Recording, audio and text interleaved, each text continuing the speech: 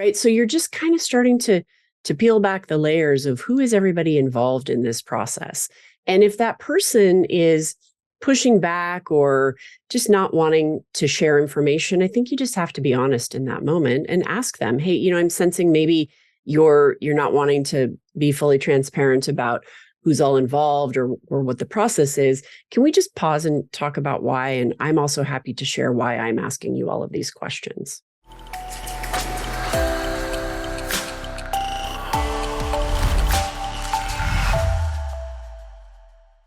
Hey everyone, I'm Shannyn Lee, Managing Director at Win Without Pitching, and I'm back with you today to answer another Ask Me Anything question that's coming in from one of our clients who's been through a workshop and longtime Win Without Pitching follower, Anita. This one's for you. So her question is, how in the world do I really figure out who the real decision maker is, what the real decision-making dynamic is? And I'm just going to read here what she said. I'd like to know how to decide who has the real power to say no in a group sale.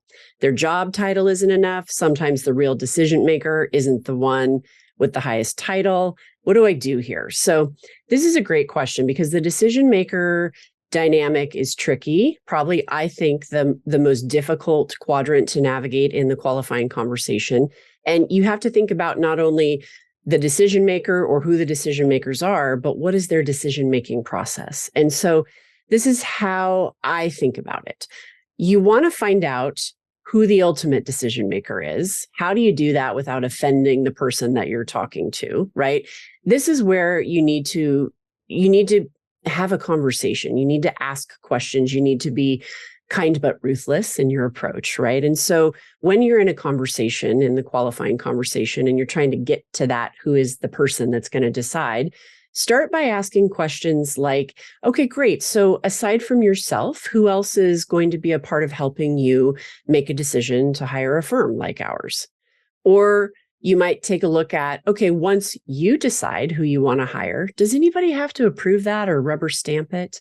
Right? So you're just kind of starting to peel back the layers of who is everybody involved in this process.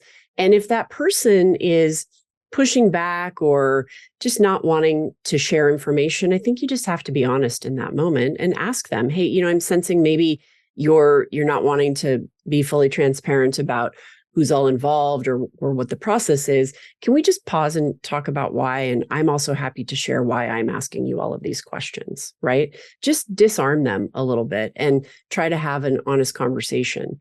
And I think your reasons for wanting to know why are really important, right? Like, we want everybody who's going to be involved in this initiative to be a part of the process in terms of having conversations around the value that we think we can create, being able to ask us questions, right? Get it direct from the horse's mouth. We also like to meet who we're going to work with before we decide to work with somebody. It's part of our vetting process as well.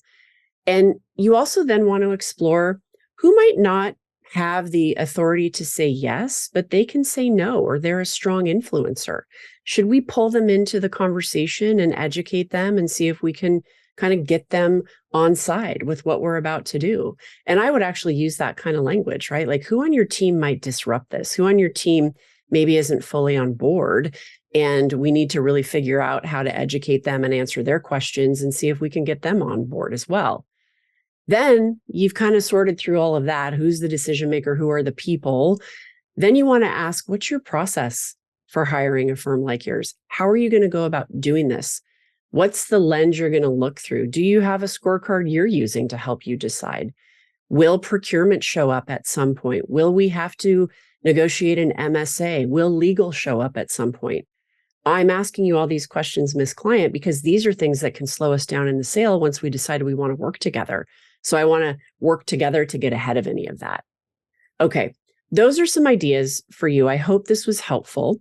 And let me know how it's going for you. Drop me an email at Shannyn@winwithoutpitching.com. It's Shannyn, spelled a little differently.